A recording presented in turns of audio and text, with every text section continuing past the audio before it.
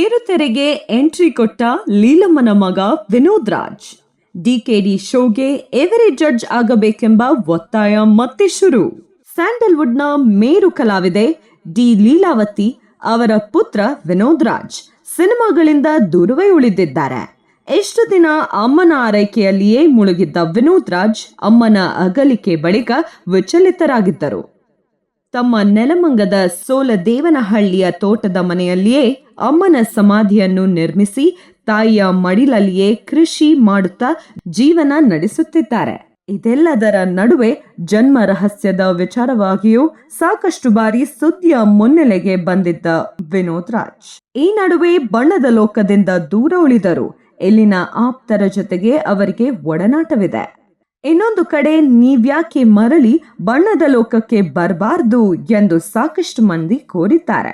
ನಟನಾಗಿ ಮಾತ್ರವಲ್ಲದೆ ಅತ್ಯುತ್ತಮ ಡ್ಯಾನ್ಸರ್ ಆಗಿಯೂ ವಿನೋದ್ ರಾಜ್ ಗಮನ ಸೆಳೆದರು.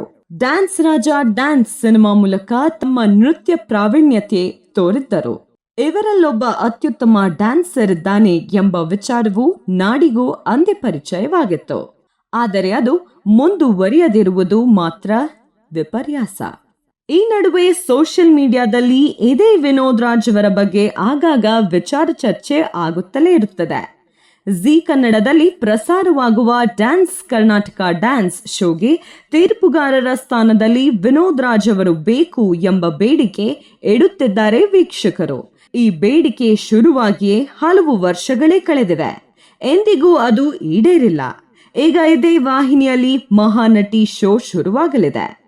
ಈ ಶೋಗೆ ಅತಿಥಿಯಾಗಿ ಕಿರುತೆರೆಗೆ ಎಂಟ್ರಿ ಕೊಟ್ಟಿದ್ದಾರೆ ವಿನೋದ್ ರಾಜ್. ಮಹಾನಟಿ ಶೋನಲ್ಲಿ ಈ ವಾರ ಕನ್ನಡ ಕಂಡ ಖ್ಯಾತ ನಟಿಯರನ್ನು ನೆನಪಿಸಿಕೊಳ್ಳಲಾಗುತ್ತಿದೆ.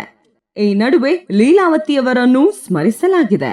ಆ ನಿಮಿತ್ತ ವಿನೋದ್ ರಾಜ್ ಸಹ ಅತಿಥಿಯಾಗಿ ಆಗಮಿಸಿ ಮಹಾನಟಿ ವೇದಿಕೆ ಏರಿದ್ದಾರೆ. ನಿಮ್ಮ ಪಾಲಿನ ಮಹಾನಟಿ ಯಾರು ಎಂದು ಅನುಶ್ರೀ ಕೇಳುತ್ತಿದ್ದಂತೆ ಜನ್ಮ ಕೊಟ್ಟವರು, ನನ್ನನ್ನು ಬೆಳೆಸಿದವರು, ಆ ಮಹಾತಾಯಿಯೇ ನನ್ನ ಮಹಾನಟಿ ಎಂದಿದ್ದಾರೆ. ನಾನು ಹೊರಗಡೆ ಹೋದಾಗ ಏ ವಿನು ಬನ್ನ ಎಂಬ ಮಾತು ಕೇಳುತ್ತಿತ್ತು. ಈಗ ಕೇಳೋಕೆ ಯಾರೂ ಇಲ್ಲ ಎಂದು ಕಣ್ಣೀರು ಹಾಕಿದರು. ಜಿ ಕನ್ನಡದಲ್ಲಿ ಪ್ರಸಾರ ಕಾಣುವ ಡ್ಯಾನ್ಸ್ ಕರ್ನಾಟಕ ಡ್ಯಾನ್ಸ್ ಶೋನಲ್ಲಿ ತೀರ್ಪುಗಾರರ ಸೆಟ್ನಲ್ಲಿ ವಿನೋದ್ ರಾಜ್ ಅವರನ್ನು ನೋಡಬೇಕು ಎಂಬ ಸಾಕಷ್ಟು ಮಂದಿಯ ಆಸೆ. ಆದರೆ ಅದನ್ನು ಈಡೇರಿಸಿಲ್ಲ.